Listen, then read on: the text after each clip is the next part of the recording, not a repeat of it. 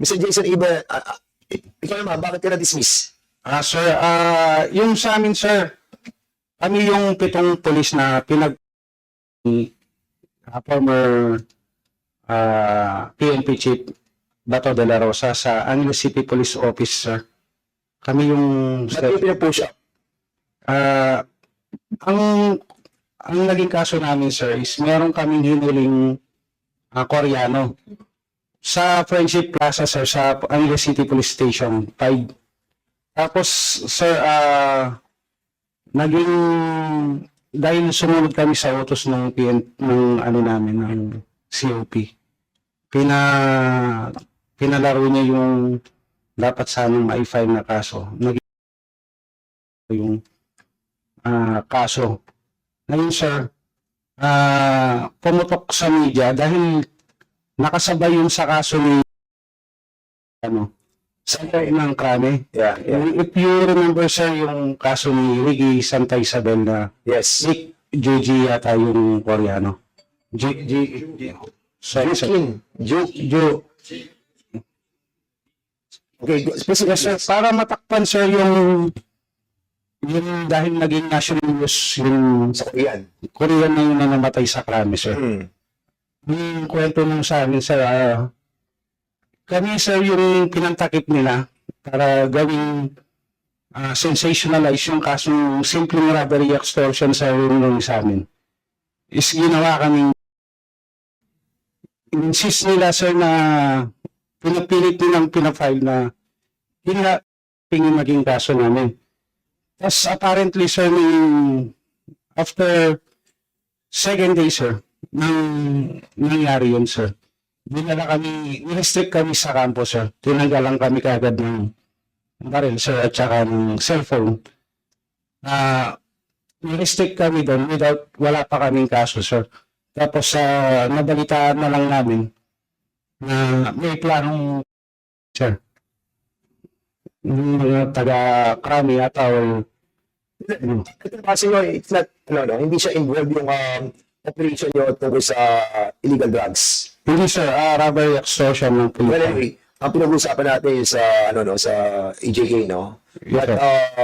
it's worth understanding also yung case ninyo. No? Kasi, sir, yung These are all, these are all your story and your allegation. But of course, we will be asking also the PNP to look into this. Kung talagang, but sir, administrative dismiss kayo, right? yes, sir. Yung criminal case din, sir, dismiss. Ano natin doon, for example, na-dismiss tayo criminally? Sir, yung po kasi nangyari sa amin, sir, kung if I may, sir, tutuloy ko yung Go ahead. malaman lahat, sir. Publicly kasi, sir, na pinaya kami without wala pa kaming mga na-file na kaso. Tapos, sir, lahat ng kaso, lahat ng gastos, seniorder namin, sir, yung pambayad ng abogado. Where in fact, yung case namin, sir, job-related, work-related po yun. Kaso, walang support sa PNP, sir. Tapos, Sino kaso sa inyo? tapos, sir, na-dismiss na yung kasong kriminal namin. Matras na yung complainant. Sir, pinakulong pa kami. Yun yung masakit doon, sir. Sino kukulong sa inyo? PNP, sir. Sino gutos? That time, sir, PNP Chief Bato de la Rosa, sir. Merong itong video sa YouTube, sir, na plano kayo takpan yung kaso sa Krame na binulgar ng asawa ni Ricky Santa Isabel, sir. Na makikita pa yun sa YouTube. Mismo siya nagpa-interview sa GMA or sa National TV na itong police na dapat kaya kinakasuhan kami ng kidnapping, sir. Muntik na kami ilatag din. Hindi ko alam, sir, kung BDS or ano. Ganun. Pero yung asawa mismo ni Ricky Santa Isabel, sir, hindi siya pumayag na ganun yung gawin nila sa amin.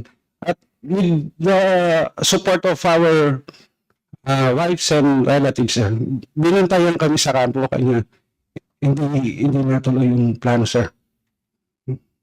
Paano nyo nalaman yung, ano, yung sinasabi yung alleged plan? Paano nyo naman na Sir, kasi yung first na dinala kami sa campus, sir, restricted, tinigalan kami kagad ng baril tsaka cellphone.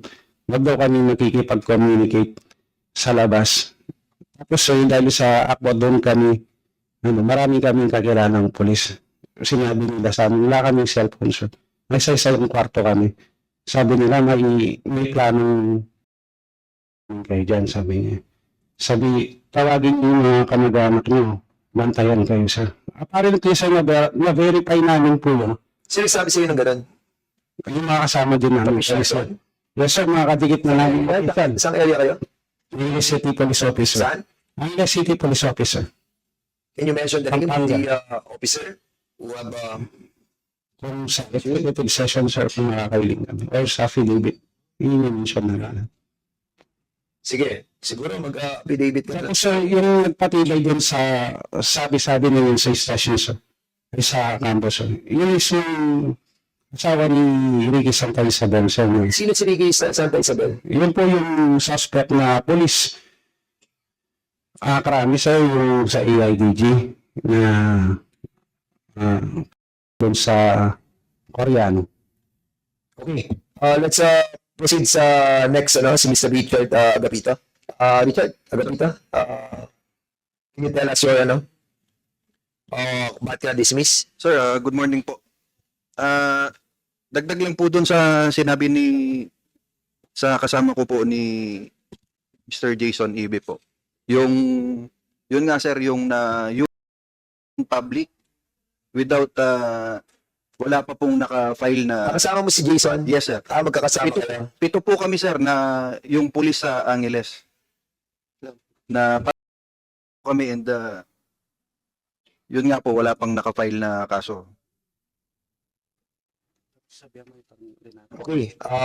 Thank you so much, Mr. Richard Agapito. Yes sir, thank you po.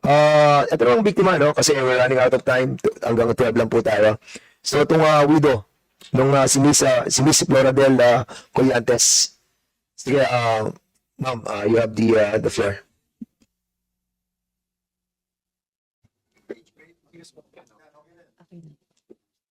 Good morning po sa lahat. Ako po si Flora del Collantes. Bali, common law wife lang po talaga ako ng asawang pulis na si Patrol PO1 Joverjan Darjesabal. Nung time po na madaling araw po noon nagpaalam po siya na may drug operation po sila. And nung araw din po na yon, dapat po kasal po namin sa civil. Pero ang paalam po kasi niya sa akin is makakabalik po siya before 8 a.m. So, naghihintay po kami ng anak ko. Nung time po na yun is 1-year-old pa lang po yung anak ko. And then, hindi na po siya nakabalik. Hindi na po siya nakauwi. Then, siguro, parang past 12 na po ng tanghali, nung may tumawag po sa akin, investigador po siya. Nakalimutan ko na po yung pangalan. Doon na po sinabi sa akin na yung daw pong nagmamayari ng cellphone na ginamit, kasi yung pong ginamit na pantawag sa akin is yung cellphone pa rin po nung asawa ko. So, nagtaka po ako bakit po iba na po yung sumagot, iba na po yung tumawag sa akin. So, doon na po sinabi sa akin na yun nga po. So, napakasakit po hanggang ngayon, kahit na matagal na po yung nangyari. Pero, ang sa akin lang, sir, may mga natanggap po akong benefits. At big things ko po yun sa PNP po, dahil kahit papano, hindi po nila kami tinatalikuran. Especially po dun sa mga naging official po ng asawa ko nung time na yun, dahil nung time po na wala pa po kami natatanggap, hindi po nila kami pinabayaan, kahit papano tinutulungan po nila kami. Galing na po yun sa sarili nilang pera. Okay, thank you so much, sino to? Miss Collantes. Napultong, di ba meron siya